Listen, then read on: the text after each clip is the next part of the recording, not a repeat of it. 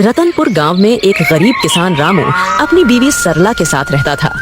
सुबह के वक्त मिट्टी के छोटे से घर में चूल्हा जल रहा था, जिस पर लोहे की कढ़ाई में थोड़ी सी सब्जी पक रही थी। अचानक दरवाजा खटखटाने की आवाज आती है। अरे इतनी सुबह सुबह कौन इतने जोर जोर से दरवाजा पीट रहा है? दरवाजा खोलते ही सेठ हरिलाल गुस्से में लाल पीला खड़ा था, जो कि बहुत लालची और चालबाज है। वह हर किसी से 2 गुना ब्याज वसूलता था। रामू, बहुत हो गया तेरा नाटक। मेरे पैसे कहाँ हैं? सेठ जी, कल ही तो मैंने आपको पूरी रकम दे दी थी और पूरा हिसाब पक्का कर दिया था, और मैंने आपके पुराने पैसे भी कब के लौटा दिए हैं। देर की वजह से तेरा ब्याज बढ़ गया है। अब वो उधार तुझे 5 गुना ब्याज के साथ लौटाना होगा। 5 गुना? सेठ जी, ये तो अन्याय है। मैंने मेहनत करके ब्याज सहित पूरे पैसे चुका दिए हैं। मैं गरीब आदमी इतना भारी ब्याज कैसे दे सकता हूँ? ज्यादा जुबान मत चला। अगर पैसा नहीं दिया ना तो तेरे घर का ताला तोड़कर बर्तन कपड़ा सब उठा ले जाऊंगा। तेरी बैलगाड़ी भी बेच दूंगा। सेठ जी, गरीब का खून चूसकर आपको क्या मिलेगा? हमारे साथ ऐसा मत करिए। इतना ज्यादा ब्याज मैं नहीं दे पाऊंगा। पैसे तो तुझे देने ही पड़ेंगे। देख लूंगा मैं तुझे। याद रखना रामू, हरीलाल से पंगा लेना आसान नहीं है। सेठ रामू को धमकाते हुए चला जाता है, लेकिन जाते जाते अपने नौकर को कहता है, इस गरीब भिखारी की इतनी मजाल, मुझे ना बोलकर इसने गलती कर दी। इसे तो सबक सिखाना पड़ेगा ताकि गांव में बाकी गरीब भी डर में रहे। आप बताइए, ये जिंदगी कब बदलेगी? रोज रोज 2 वक्त की रोटी के लिए जूझना पड़ता है। कभी मन करता है घर की टूटी छत ठीक करवा दूं, तो कभी सोचती हूँ कि हमारे पास भी अच्छे कपड़े हों, लेकिन लगता है किस्मत ने हमें बस तंगी ही दी है। मुझे पता है तुम्हें तकलीफ है, पर मैं क्या करूं? खेत छोटे हैं, बारिश वक्त पर नहीं होती, ऊपर से कर्ज का बोझ भी सर पर है। मैं दिन रात मेहनत करूं, तब हमारे हिस्से में यही नमक रोटी आती है। मेहनत? हाँ, मेहनत तो आप करते हैं, लेकिन भगवान हमारी सुनता ही कहाँ है। लगता है जैसे भाग्य ने हमें इस गरीबी में ही सड़ने के लिए भेजा है। सरला ने आह भरी पर चुपचाप सब्जी पकाने लगी। कमरे में सन्नाटा था। रामू ने मन ही मन ठान लिया, आज खेत में चाहे जान निकल जाए, पर घर लौटकर कुछ ऐसा लाऊंगा जिससे सरला के चेहरे पर मुस्कान आ जाए। रामू को नहीं पता था कि आज का दिन उसकी जिंदगी की सबसे बड़ी कहानी की शुरुआत करने वाला है। सुबह के वक्त रामू खेत जाने के लिए घर से निकल रहा है। सुबह की हल्की हल्की धूप खेतों पर पड़ रही थी।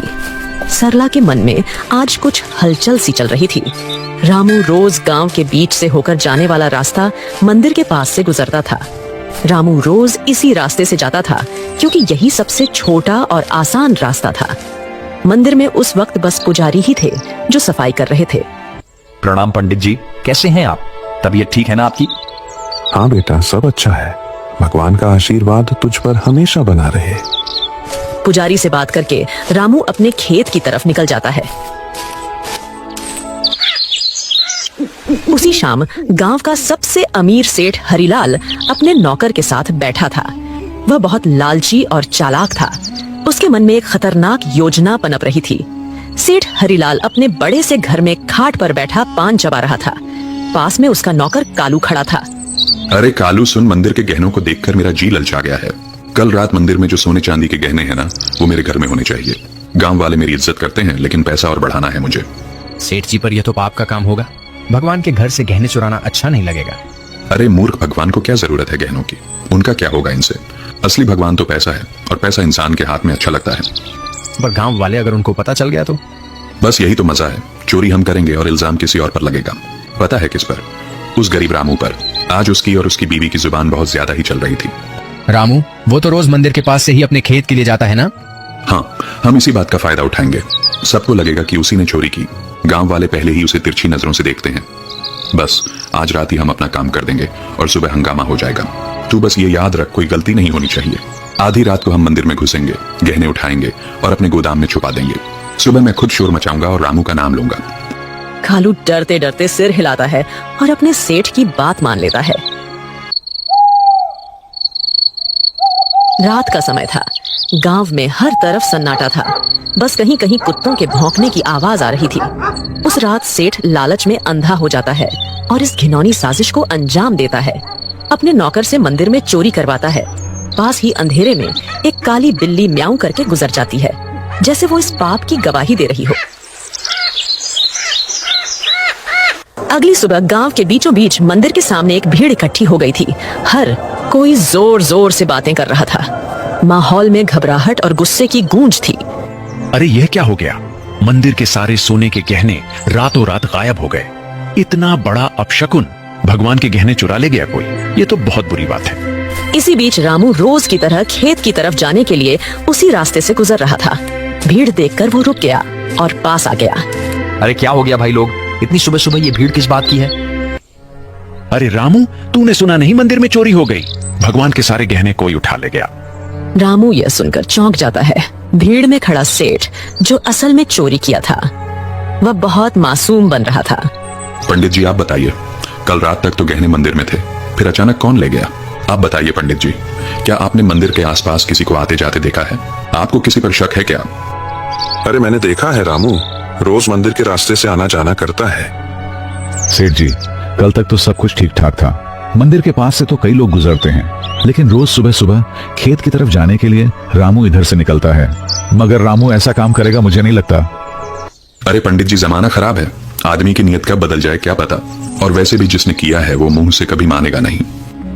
मैंने अपनी आंखों से देखा है। रात को जब मैं खेत की तरफ जा रहा था, रामू मंदिर के पास चुपके चुपके घूम रहा था। ये क्या कह रहे हो आप लोग? मैंने कोई चोरी नहीं की है। इतना बड़ा पाप मुझ पर मत डालो। अरे हाँ, ये गरीब आदमी है, पैसों की तंगी में है, ये कर भी सकता है ये काम। ये लोग मुंह पर अच्छे बनते हैं। अरे भगवान से डरिए आप लोग, हमने कुछ नहीं किया। हम गरीब जरूर हैं, लेकिन चोर नहीं। मेरे पति जितना ईमानदार इंसान इस पूरे गांव में कोई नहीं है। ऐसा मत कहिए, वरना भगवान आप लोगों को कभी माफ नहीं करेगा। रामू और उसकी बीवी ने बहुत समझाने की कोशिश करी, लेकिन भीड़ मानने को तैयार नहीं थी। सब रामू को ही चोर मान बैठे। रामू और सरला की आंखों में आंसू आ गए, लेकिन भीड़ में कोई उनकी सुनने को तैयार नहीं था। गांव वालों, अब तो सब साफ है। मंदिर के गहने चुराने वाला यही रामू है, और ऐसे आदमी को हमारे गांव में रहने का कोई हक नहीं। चोरी करने वाले की एक ही सजा है, गांव से बाहर निकाल देना। हाँ, अगर इसने मंदिर में चोरी की है तो यह तो भगवान का भी अपराधी हुआ। इसे यहीं रहने देंगे तो कल हमारे घरों से भी चीजें गायब हो जाएंगी। अरे आप सब क्यों नहीं समझते? मैं निर्दोष हूँ, मैंने कोई चोरी नहीं की। मैं तो रोज के जैसे अपने खेत जा रहा था। मुझ पर इतना बड़ा इल्जाम मत डालिए। भीड़ में जोर जोर से आवाजें गूंजने लगी। निकालो इसे गांव से। भीड़ में हलचल मच गई। लोग एक दूसरे से कान्हा फूंसी करने लगे। रामू और सरला की आंखों में आंसू भर आए।